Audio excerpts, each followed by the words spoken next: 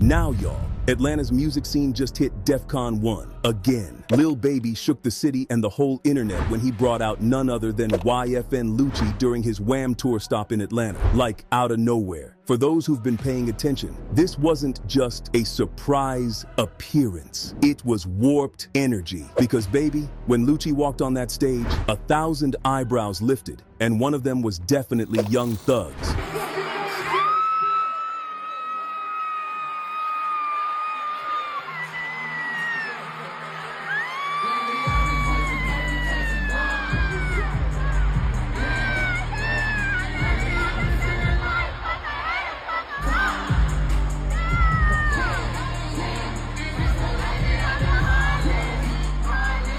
Let's back it up. Y'all know Lucci and Thug ain't friends, right? Their camps have been on opposite sides of the street, both figuratively and literally, for years. And Lil Baby been known to have a solid relationship with Thug. So when he invited Lucci up like their day ones, fans instantly started whispering, what does this mean? Did Lil Baby just pick a side? What's Thug gonna say? Well, we didn't have to wait long. Thug popped up on IG and posted a slick photo of Lil Baby laying next to what looked like $1 million cash. And look, Thug didn't type a full paragraph, but the message was loud and clear. Basically, we getting money. I ain't mad, but I see you. It wasn't beef, but it also wasn't buddy-buddy. It was pure Atlanta code. The kind of post that says, I ain't tripping, but I ain't forgetting either. Now, let's not pretend Lil Baby pulled this move without thinking. People close to the situation believe he had a conversation with Thug before bringing Lucci out. You don't make a move that loud without clearing the runway. And Baby kinda addressed the whole thing in a cryptic tweet, saying, I'm never going against what made me. We moving as one on everything. Whatever that means, it sounds like he's trying to keep the peace while still moving forward. And honestly, maybe that's exactly what this moment was. Peace. Even Thug's homie and fellow YSL member Pee Wee Roscoe chimed in from behind the scenes of the Rico madness, saying they all want peace so no one is tripping over this. Ain't nobody tripping but y'all, man. Enjoy the show, man. You understand me? Because it meant to be sold and not told, man. You dig what I'm saying? Yeah, man. The only thing I'm doing local is riding on your streets, man. Yeah, I'm trying to catch up and see what's going on. I've been slamming the door, shawty. Basically, Pee Wee is making it clear that it's time to grow, to evolve, and to move past the drama. Because as he put it, they've seen the worst of the worst. So why keep running in circles? If we're being honest though, there's still tension under the surface. This ain't kumbaya just yet. But moments like this might be part of a bigger shift in Atlanta rap. A shift towards survival, legacy, and healing. And folks in the comments were feeling it. One person wrote, I am glad these young men made peace. I just hate that people lost their lives before it happened. Love and respect each other people. Another said they would be ignorant to keep beefing just for people to instigate and criticize them for going to jail. Good move by all involved. And one more person hit the nail on the head. Why be against each other when the DA trying to take everyone off the streets? That's facts. Because while the media might focus on beef, the real enemy out here is the system that's trying to lock up every name in hip-hop. So seeing any steps toward unity? Yeah, that matters. Look, we ain't saying they're gonna drop a collab next week,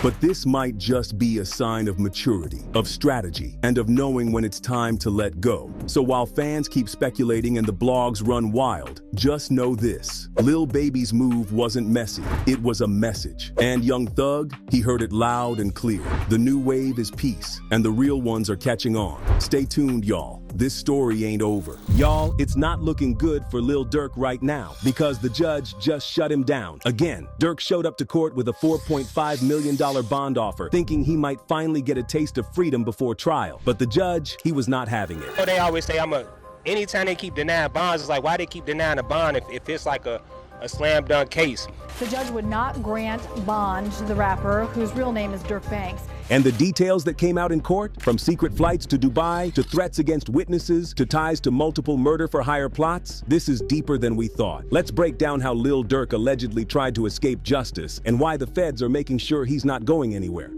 So let's start with what Durk's legal team tried to do. After prosecutors agreed to remove his lyrics from the indictment, yeah, they were originally using his songs as evidence, his lawyers saw a little opening. They argued that what was left in the case was weak, vague, and not enough to keep him locked up. And to back that up, Durk offered a $4.5 million bond. Now out of that, $1 million was coming from his label, Alamo Records. The rest, straight from Durk's pockets, a full $3 million cash. But the judge took one look at that bond and basically said, that's cute, but nope. See, what really blew up Durk's chances of walking free was what prosecutors claim he did before his arrest. According to them, Durk tried to fly to Dubai right before he got picked up. And let's not forget, Dubai doesn't have an extradition treaty with the US. So if Durk had made it there, he would have been sipping tea in the desert while the feds scrambled to figure out what to do. Now his team tried to play it cool. They said it was just a business and spiritual trip. Nothing shady. But the judge wasn't buying it. He said there was no proof the trip was planned in advance, and the timing was way too convenient, especially since it came right after one of Durk's co-defendants got arrested. In the judge's words, there is no evidence that he intended to go that day for any reason apart from the murder